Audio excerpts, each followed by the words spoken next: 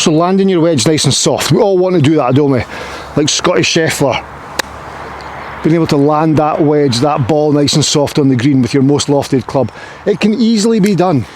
Scottie Scheffler does it in a different way from everyone else. Scottie Scheffler thinks, rather than thinking about the bounce on the club, the back of the club interacting with the turf, which of course is very important. When we think about that, I feel as though most golfers get a little bit too handsy in trying to make that happen. Just before we start this video, one thing to mention. The flag is not relevant, the place I play from is not relevant, and yes, a chip shot is probably the shot to play, but I'm purely doing this to understand how the technique works. I'm demonstrating how the ball lands softly, ignore my target and where I'm playing from.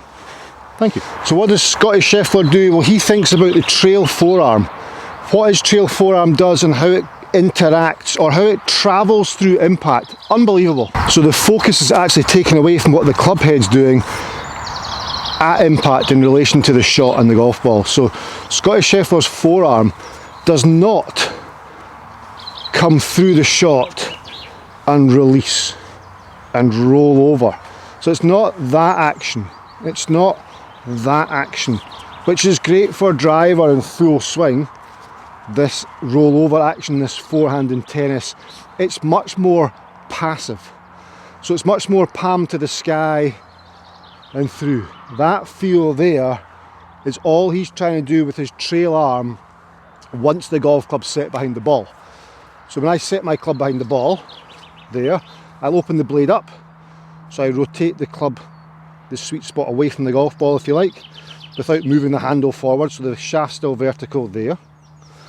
And then from there, take my stance, a little bit more weight on my left side, and let the club come back. I don't think about putting wrist cock in. I'm sure Scottie Scheffler doesn't try and put wrist cock in there. Just let it come back round this arc, and then through round that same arc with the palm of the hand, the anacubical fossa, your elbow to the sky as you come through impact. So you set yourself there, this elbow, inside elbow is to the sky, and through and still to the sky. So the forearm has fanned its way around the corner, little fanning action there. And the focus is purely what the forearm's doing. And then from there, of course, what happens is the back of the golf club interacts with the ground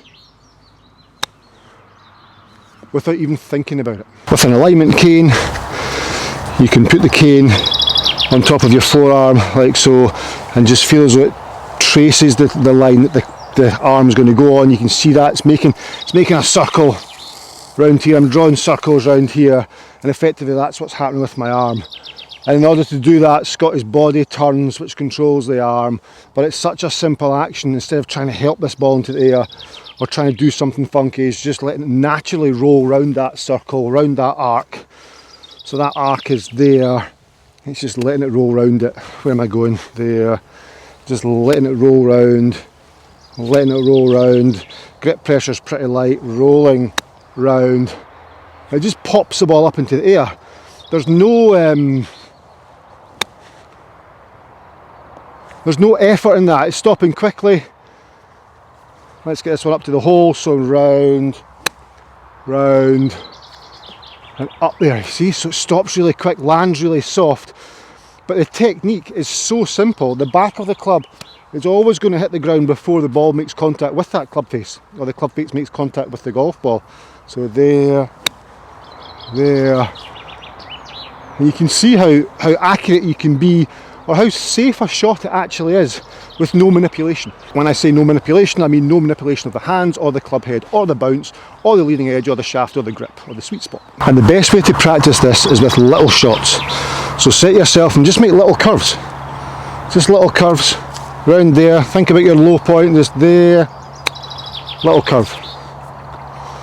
And again, little curves, just the forearm doing its thing. Let's make a larger curve. Slightly larger curve. And again, larger curve. So that little forearm rotation there, increasing that as you go. And then if you want to trick your practice up a little bit more, try this.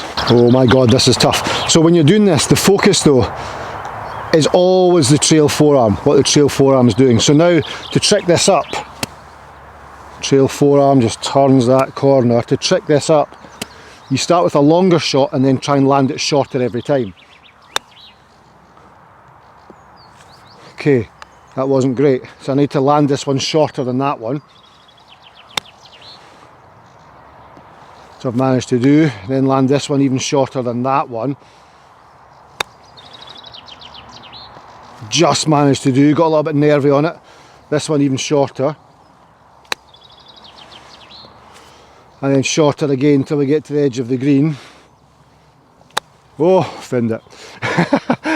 But the Scottie Scheffler forearm, understanding how the forearm makes everything work is so good. But what makes the forearm work? Dead simple, just keep the body moving. This is a very tight lie. Just keep the body moving and think about how the forearm works. I'm there. There. That was lovely. Lovely. Lovely. Lovely.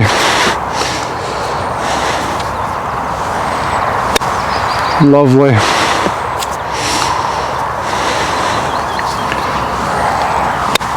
Lovely. Just keep that body going.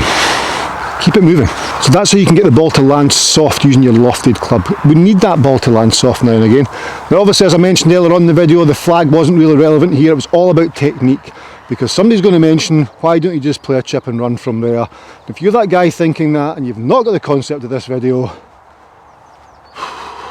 thanks for watching anyway.